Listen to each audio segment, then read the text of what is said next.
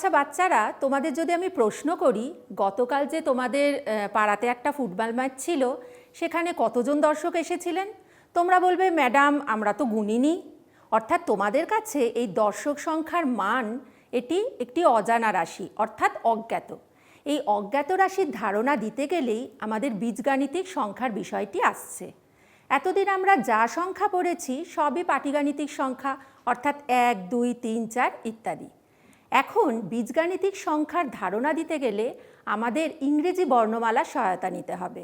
সেক্ষেত্রে আমরা ইংরেজি বর্ণমালার X, Y, Z, U, V, W বা কিছু কিছু ক্ষেত্রে এ, বি, সি এই অক্ষরগুলোকে দিয়ে একটি অজ্ঞাত রাশিকে প্রকাশ করি।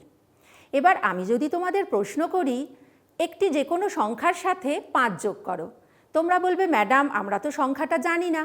এই জানিনার জায়গা থেকেই আবার আমরা সংখ্যাটিকে কি ধরব? সেই অজ্ঞাত রাশি এক্স। তাহলে আমরা কিভাবে প্রকাশ করতে পারি এই কথাটিকে?